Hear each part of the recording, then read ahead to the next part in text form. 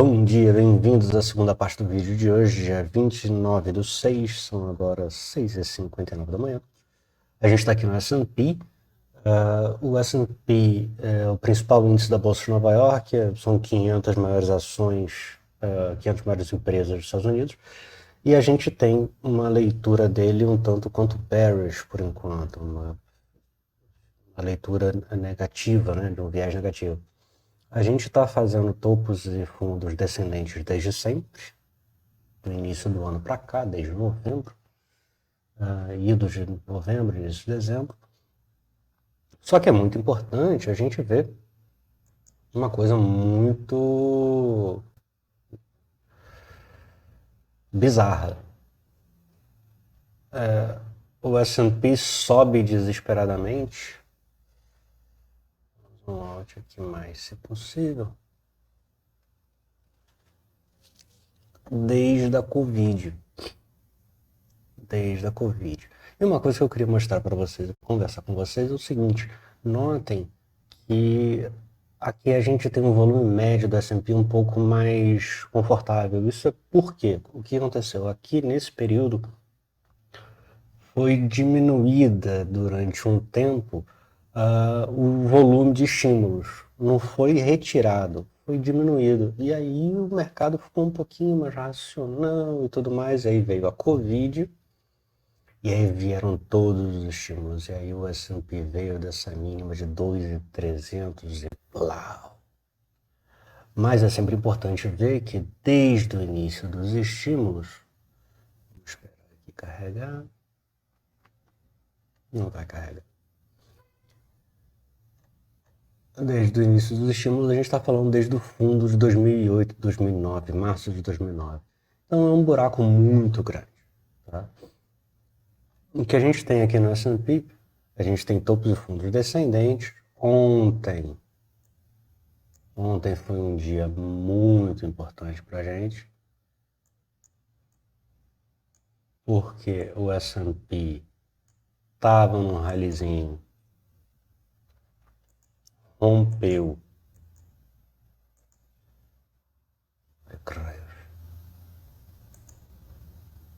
Ele rompeu,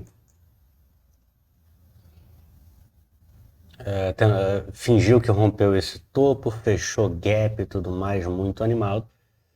Deixou um inside candle, alguma coisa meio morta, sem dizer para que veio, e ontem cedeu forte e devolveu exatamente tudo. O que a gente não pode ter hoje?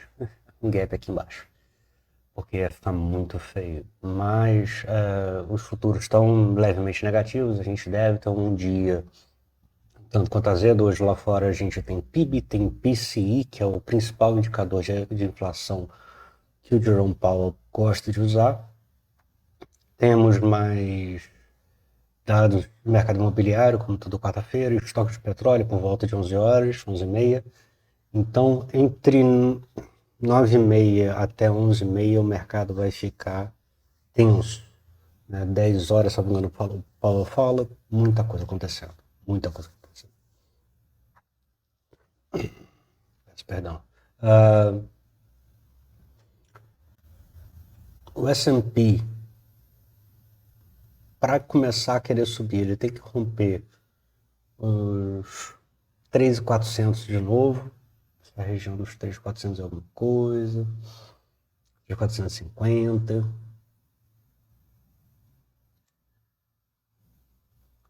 3.950, 3.950.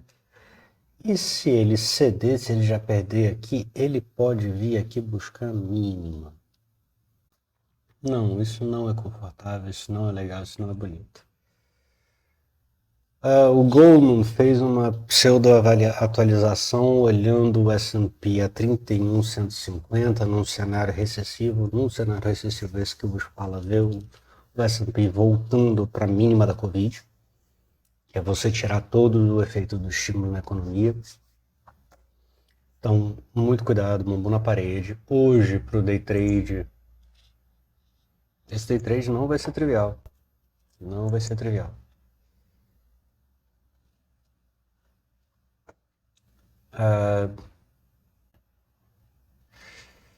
Abriu, caiu.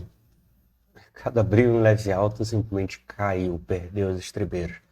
Perdeu esse fundinho aqui, está neste fundinho. É o que eu falei, ele voltou exatamente. Se ele ceder, ele vem fechar o gap, ele tem tudo para vir fechar esse gap. Gaps foram feitos para serem fechados, que é exatamente nessa região de topo aqui anterior.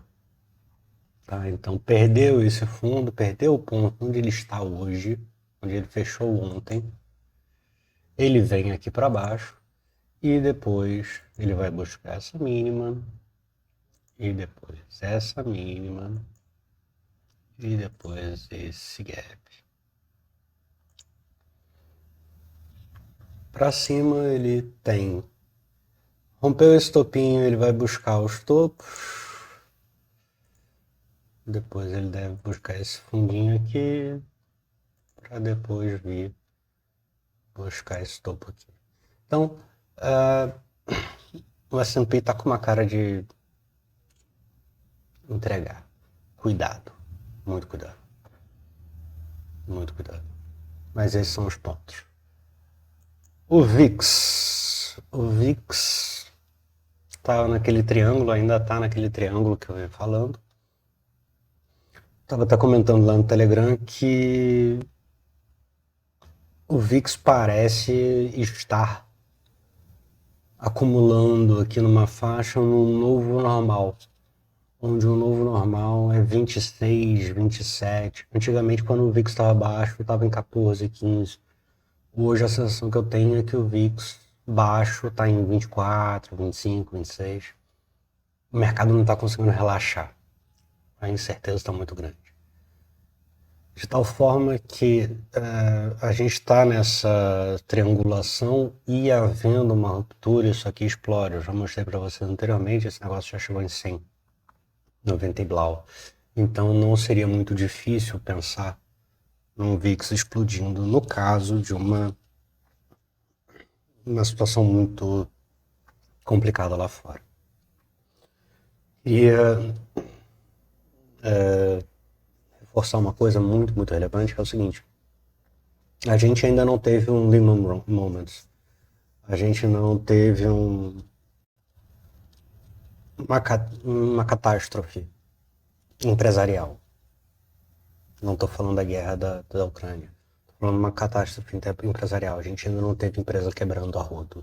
A gente não teve nenhuma grande empresa quebrando. Historicamente, em todas as grandes crises, você tem uma grande empresa quebrando. Pelo menos uma. Nesse momento, a gente ainda não teve. E eu acho que no segundo semestre a gente corre um risco altíssimo de ter. Tá? A gente tem alguma coisa perto entre 400 e 600 empresas do Russell 3000, que é o índice mais amplo da Bolsa de Nova York, que não dão lucro. Eles não conseguem pagar a própria dívida. Então, esse é o tipo de empresa que a gente chama de empresa zumbi, e isso deve quebrar. Mas tem uma ou outra que são muito grandes, que estão muito alavancadas, que podem quebrar também, e isso pode trazer um estresse muito grande. Tá? Então, muito cuidado.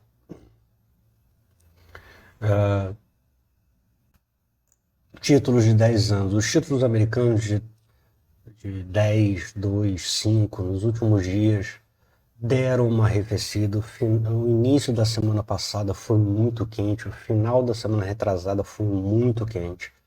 Muita gente vendo que o Fed ia puxar para cima, ia subir de qualquer jeito. O Powell testemunhou no Congresso, deu uma angústia no pessoal, porque ele falou, tem que subir os juros, não tem jeito. A economia está superaquecida, muito emprego está muito forte, não sei o que lá, tem que subir os juros. Enfim, aí semana passada e essa semana o mercado está um pouquinho menos estressado, mas notem que estamos a princípio fazendo topos e fundos ascendentes, né? Então ainda está subindo, a inflação hoje americana na casa de 9% praticamente. Quando a gente olha para a taxa de juros de 3,1, 3,2, dá uma sensação de estou sendo enganado. A gente tem a taxa de juros real negativa, né? Quando a gente olha isso, a gente não precisa se desesperar muito, porque os ciclos econômicos são muito claros, de tal forma que a expectativa da taxa de juros subir um pouco mais e a inflação ceder um pouco mais. Notem, a não ser que o Fed suba muito a taxa de juros e cause uma depressão, eu não estou falando de recessão, estou falando de depressão, a gente não vai ter uma destruição de demanda grande o suficiente para reduzir muito a inflação no curtíssimo prazo. Se o Fed jogar a economia numa recessão, você vai ter uma pressão deflacionária. Então, a inflação tende a ceder. Mas, por exemplo, no petróleo você não vai ter destruição de demanda tão grande.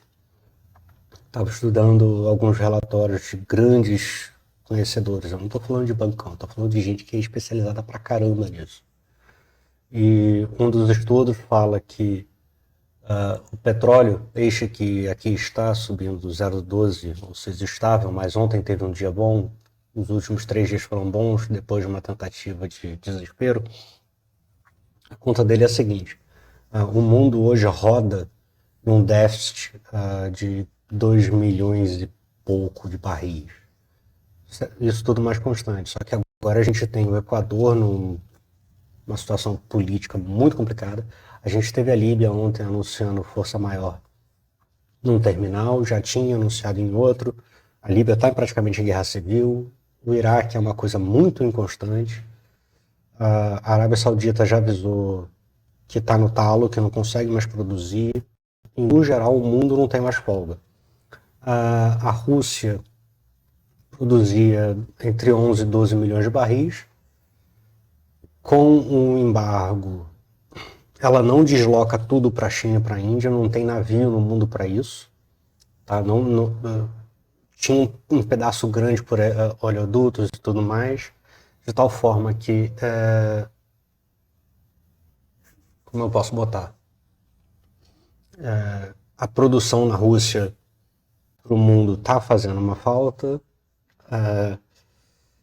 O Biden veio conversar, tanto os Emirados Árabes, tanto o pessoal da OPEP, no geral, tá sem limite, que o pessoal do Biden veio conversar, que tá vindo conversar com o pessoal da Venezuela. Só que a Venezuela tá sucateada de tal forma que hoje a possibilidade dela produzir volumes relevantes de petróleo é muito pequena. Ela deve produzir hoje, se tudo der certo, alguma coisa de 300, 400 mil barris.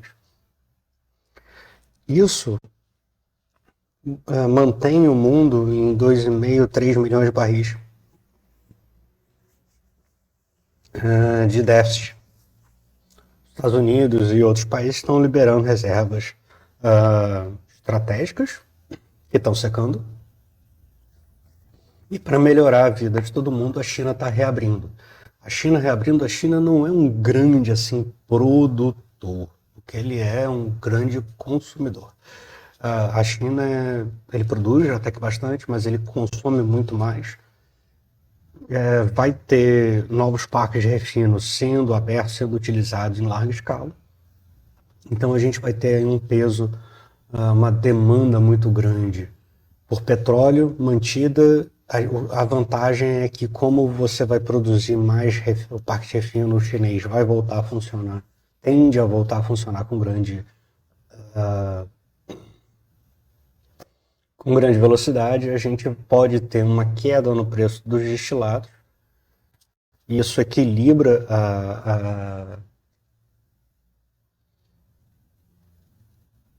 um pouco a oferta de destilado com a demanda, diminui um pouco o preço dos destilados, mas pressiona o preço do petróleo bruto em si. Então o petróleo pode e deve continuar subindo. Existe um risco dele chegar em $150? Sim, porque o destilado já está num preço tão alto, tão descolado. A margem do destilado hoje está entre $50 e $60 acima do barril. Se a gente pensar que o barril está em 118, $50, a gente está falando de $170. O JP Morgan falou em $175 para você ter destruição de demanda. Então a gente já está nessa zona de destruição de demanda. Por quê?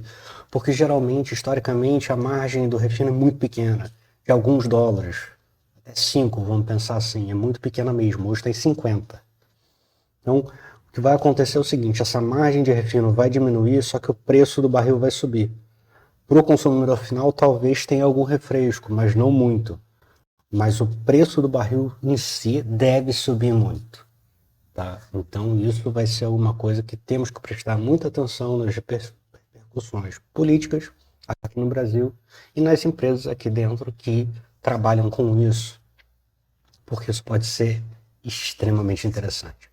E se esse cenário perdurando por mais alguns meses, a gente vai ter uma situação interessante para médio prazo. A gente está falando aí de 12 a 24 meses, onde esse nível de preço pode se manter elevado. Não estou falando que vai ficar em 120, 130, 150. Estou falando que deve ficar sensivelmente acima de 80. 80 já está ótimo para a maioria das empresas de petróleo. Ok? Próximo vídeo a gente vai falar sobre as empresas de petróleo. Tchau, tchau.